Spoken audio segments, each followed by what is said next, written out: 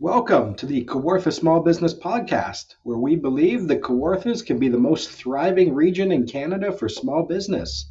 I am Brian Rump from Profit Coach, And I'm Matt Garrity of Matty G Digital. and we got some sponsors today. So let's start with Starting Point Digital Marketing.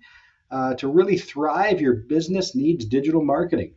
With Starting Point Digital Marketing, you get intentionally simple marketing that works so you can focus on what you do best and get started with your digital marketing. We have Profit Coach. Most small business owners work too hard for lackluster results. Profit Coach uses essential marketing strategies and financial systems proven to get the financial results you deserve.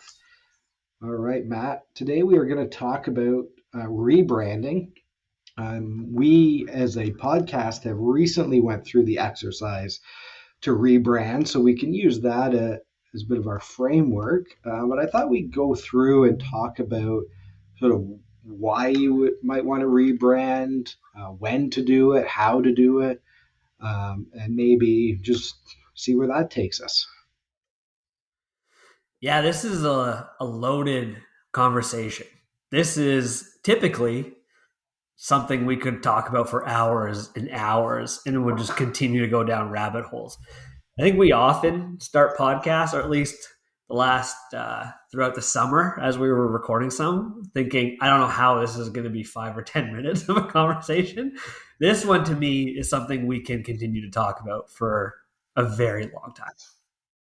Yeah, and I think our challenge will be, and we'll do a good job at trying to keep it short or just give the really high level things you should think about. So, with our podcast, I guess maybe talk about why did we rebrand. So, what are your thoughts on that? Yeah, so when we started this podcast, I don't know if we were we intentionally trying to be cheap or hack it together. I think this is great that you asked that because I don't think we wanted to spend a lot right away. And what I think has been successful with this podcast was the first thing we wanted to do was consistency.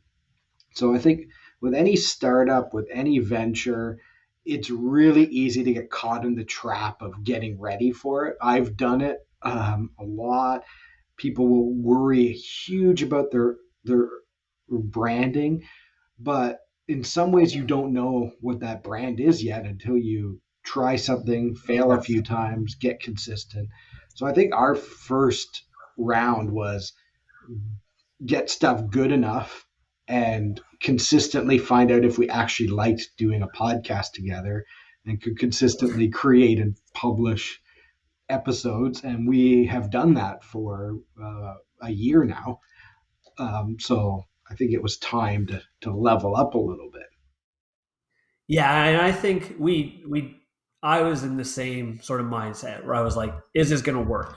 For a lot of reasons. Like, am I going to have time for this? Am I going to like doing a podcast? Am I going to enjoy talking to you for a podcast?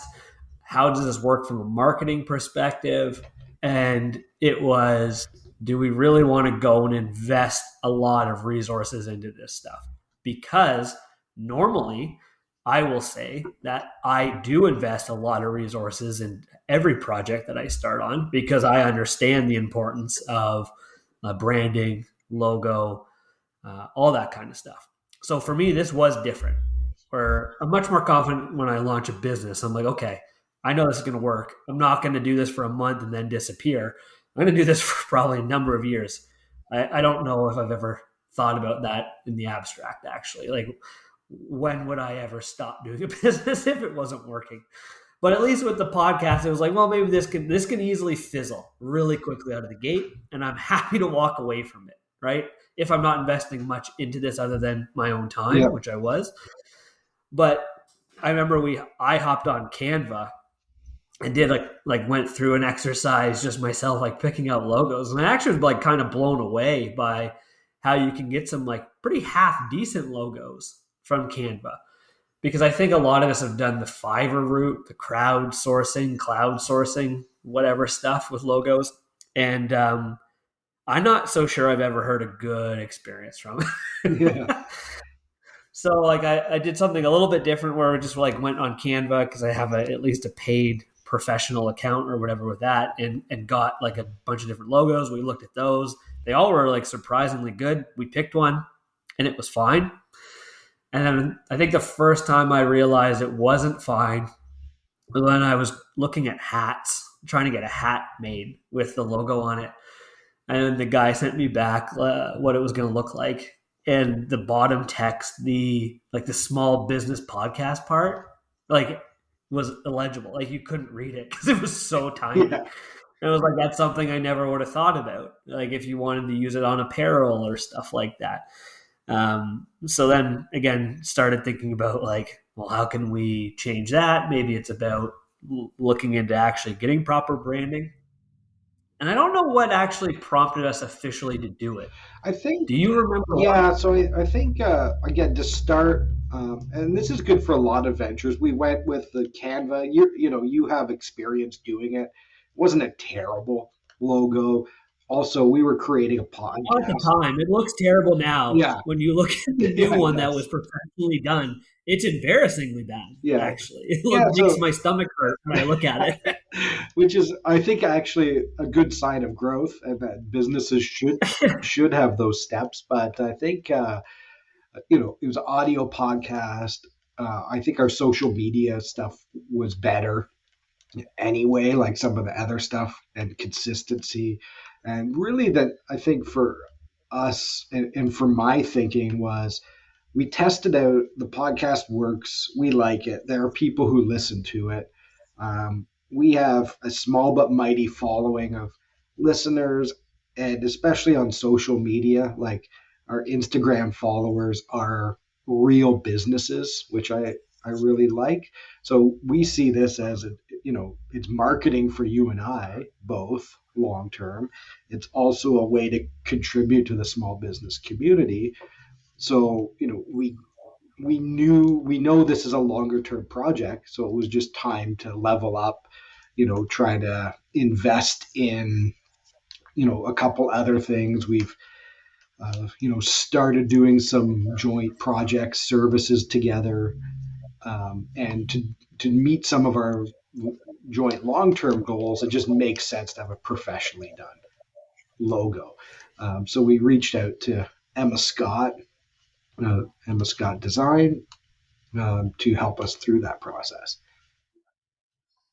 Yeah, I think when I realized this is going to be something that definitely is going to work, and there really is marketing value and just value to the people that surprisingly are actually listening and following us on social media, I realized like this now needs to be legitimate because that's what I've done with almost all the businesses I've launched. I will confess, when I first did Managing Digital, didn't hack it together by any means. That logo, it was still it wasn't meticulously designed, but we went through a process a little bit. But I was very involved, as in I was like, this is exactly what I want done. Please do this, which is a problem, honestly, from a branding and logo perspective. Yeah.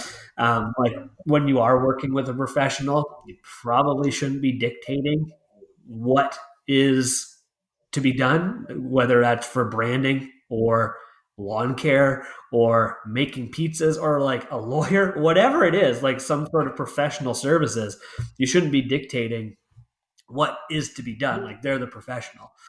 So, anyways, like I did hack together a tiny bit, Matty G Digital, but with the other businesses like Starting Point Digital Marketing, Thrive Co-working Community, those were handing the keys over to Brennan Design Co., my buddy Lee, locally here, and letting him what's that? Steer the ship, ride the Be the bus, not ride the guide, right? Guide you through the bus. process. And I think, again, that is another conversation to have about using professionals and professionals using professionals.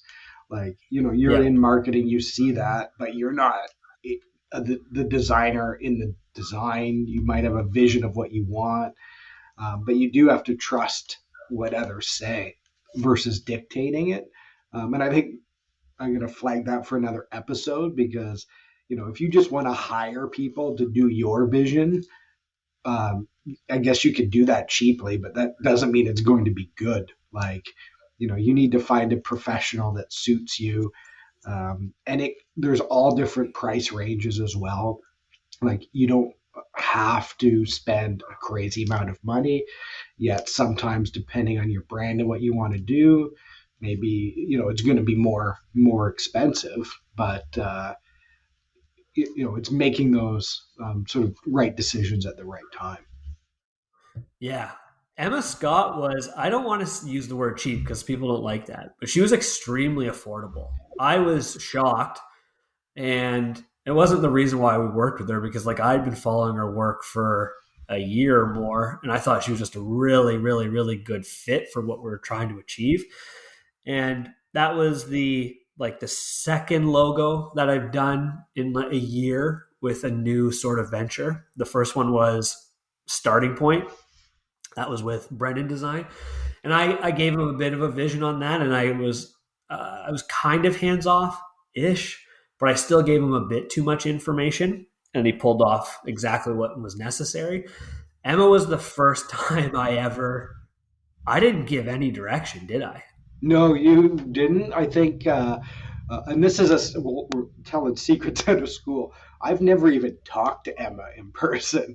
We did this entirely by email. She asked some questions. I think I gave some details about look and feel and vibe. And I am not a designer. And I was clear, like, I'm not a designer. I'm not telling you sort of like anything, but I gave enough sort of context. And then I think you massaged some of the things I said, but total words from both of us to her might have been 500. Like, it wasn't a crazy amount. And she, like, completely picked up on sort of the vibe and, like, absolutely nailed, like I love all the colors. I love all the sort of like nuances of the logo. It's exactly kind of what we're going for. And you just, like, I could never have even trying to do something myself or trying to be like, okay, hey, I want something like this, or describing it just wouldn't have worked. Yeah. I was curious to see her process, and I was also testing myself to intentionally not give much feedback. I gave a bit of feedback, but not direction, if that's fair. Yeah. And, like, you answered her questions at first, and like you said, you're not the designer. You don't particularly have the eye for it. I'm not a designer. I do have an eye for it, I will say. But I very intentionally didn't give any direction because I wanted to see where it would go. And there was, I forget what it was. There was something when we saw the two concepts where I was like, "Ooh, I don't know where this was going." Oh, the font, where I was like, "Ooh, I don't know where this is going," and I really wanted to say something. And I think I did after the fact, but I no, I think I honestly, now I will confess, I was like, "Hey, I don't know where this font is going, but I trust that you have an idea of what's going on here." And it ended up being honestly perfect. Like, I actually have a vivid memory of seeing the final logo for the first time because it was absolutely perfect. Like, every little element of it, um, breaking it down and kind of dissecting it, and I've never seen something so perfect before from a design perspective. I still don't know how she did it. I still don't know the process that she went through. I'd be curious to talk to her about that. Maybe see, like, if she was doing, like, I've seen some designers go like full retired detective and scribble stuff on paper for days and everything. But I'd be curious to see how she got there because it was there's literally nothing on there that I could point to and be like, don't know about this. It's just perfect. Yeah, I mean, she did a absolutely great job. I think it's a good choice for us, and it really sets up like our next phase in the growth of this project and the podcast. I think we have a few other potential um, big picture things in mind for the next few years, and like a really solid, consistent brand is critical to all of those things. So if you're a small business owner, I think some of the lessons from this is one, you don't necessarily, again, depending on what you're doing, you don't need to spend a fortune right away to get some decent branding going. You want to test to make sure that what you're doing is going to work. I follow a lot of stuff from Donald Miller. One of his advice for startups sometimes is like, don't even worry about a logo, just start making some money, like reach out, make some money. Again, that's going to depend on the industry you're in. He's not wrong. Once you've proven that, I think get a professional involved and do something at a decent level. It doesn't have to be really expensive. You know, I won't say what we paid Emma, but it was less than $1,000. Profit Coach, I think, has a great logo. Courtesy, not courtesy of Starting Point Digital Marketing, but I uh, paid for that through Starting Point. And it was, again, less than $1,000. I think it's a great starting logo. I'm really happy with it. I mean, maybe one day if it's a multi-million dollar business, you need to sort of level up again. But uh, you know, I think the most important thing is consistency and having consistent branding for your business. Do I think your logo ever, like the Profit Coach logo, ever needs to be leveled up? Yes. Do I think that it needs to be completely torn down and completely redone? Absolutely not. And I think that's the difference between doing a logo yourself or asking your friend's nephew that knows how to use paint on the computer. Yeah.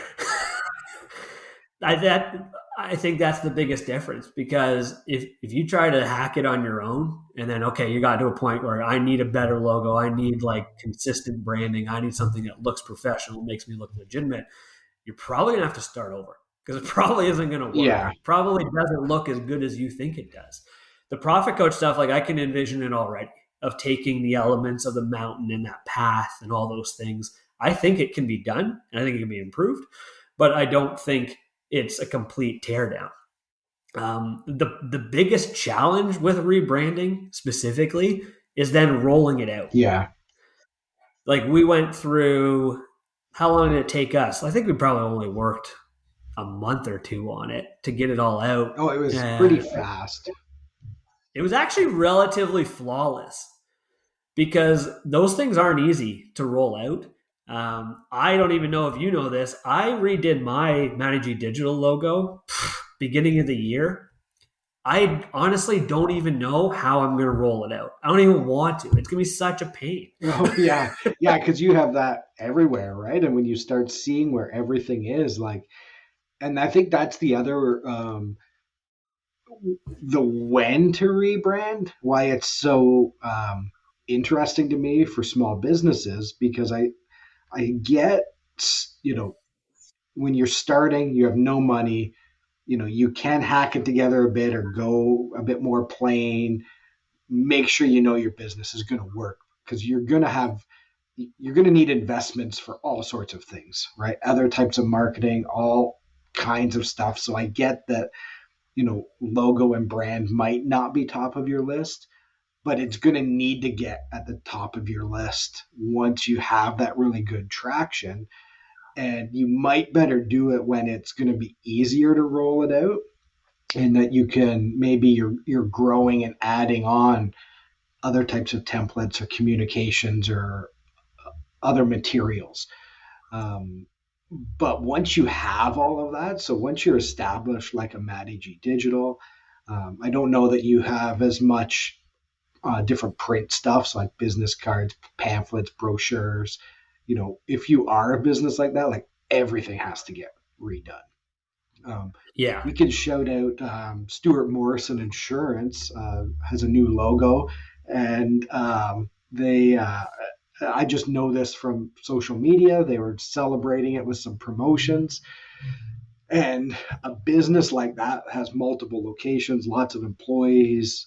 They're in a compliance type industry. They would have a lot of different print stuff. Like, again, I don't know anything about the nitty gritty of what they're doing or any inside knowledge, but like that's a major, major project.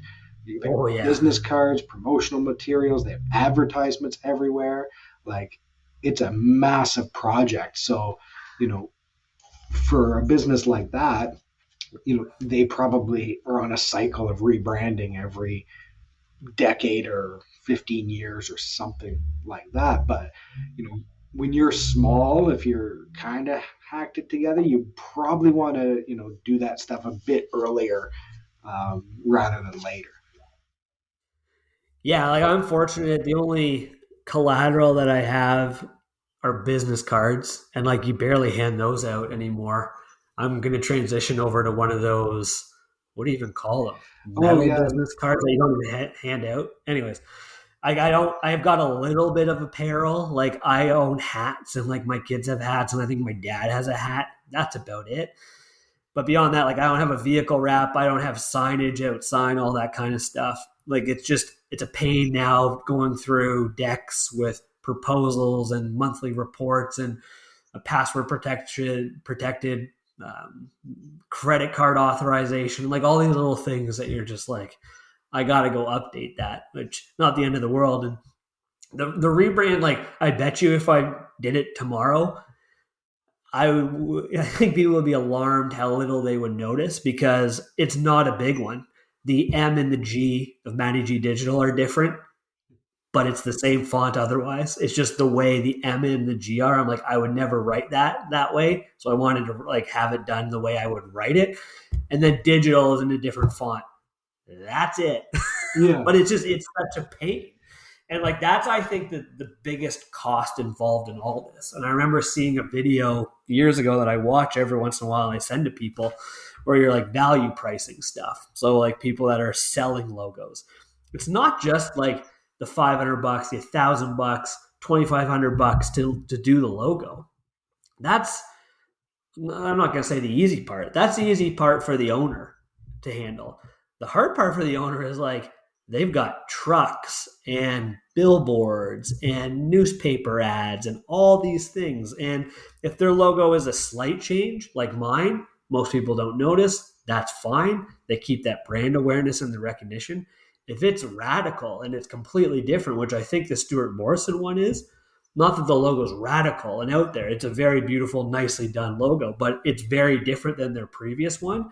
That is also now like you're almost reestablishing brand awareness and that recognition in people's minds. So like that's scary. And then having to update all your collateral can be a nightmare. Oh, yeah. Yeah. So I think it's interesting because, sometimes it's worth doing that. There's people who recommend with bigger businesses to go through that every X number of years. Um, it can be scary. It can also be an opportunity, to then, now you're an established brand. People take you for granted. Now all of a sudden you're different. People are talking and remembering about you again. So it can be, strategic, in that way. It's also something that you don't want to take lightly and do too often. I think there's people Yeah. who, they think their problem is, oh, I need to rebrand. And sometimes that's an element of what you're doing, and it's time for a refresh. Um, but you don't want to be sort of reactively doing it all the time. I have seen some businesses that just or get new logos all the time, or they get a new logo every time they get something new made, and it just is inconsistent. And you're like, is this new owners? Is it a different business? But no, they just like have different colors of, sort of stuff, or they change it as they go, and they don't really do that full rebrand. That defeats the purpose of having a logo. The whole point is, I've said this a few times now, it's about awareness and recognition. We're cluttered with all these mediums of newspaper, and we get ads on our TV now through like our smart TVs. They'll have little ads in the bottom and stuff Yeah. too, right? On YouTube, all over our phone, whatever website we go to, etc. Like you need when you've got that barely a second of people's attention to recognize your logo, whether it be on purpose or subliminally. I don't think I pronounced that right. Anyways, like you need to make sure like that's what the whole point of the logo is. So someone sees it and remembers who you are. They're not going to see that logo and purchase from you right away. If Awesome. you think that you're high, like just move on from that hot thought. It's about, okay, I see this logo. Maybe I remember what it is when it's time for me to look for what they offer. Like, oh, like I don't need a plumber right now, but wait a second, what was that plumber that I saw a couple months ago? Their logo drove by me on the street and they're trying to rack their brain and then they go to Yeah. Google and they search for that or go directly to the people's site. Changing your logo that much, especially radically, would be a disaster. It defeats the entire purpose of a logo. All right. Awesome. Well, I'm glad we have our logo for the foreseeable future, and it is perfect. So hopefully everyone loves it as much as we do. You can check out Emma Scott Design, and I think that's everything that we have here for today. I'm going to give a shout out to your other business, Thrive, which has some uh, excellent branding. Great businesses have great work environments. Thrive Co-working Community offers a flexible co-working environment with world-class modern design so you can build your business in an inspiring place surrounded by a community of entrepreneurs. I will jump in and say something really quickly again to shout out Lee Brennan of Brennan Design. Like that was the second time I'd worked with a designer and given him almost nothing. And he knew that. And I told him, like, I'm giving you nothing for this reason. I think I told him I wanted it bold.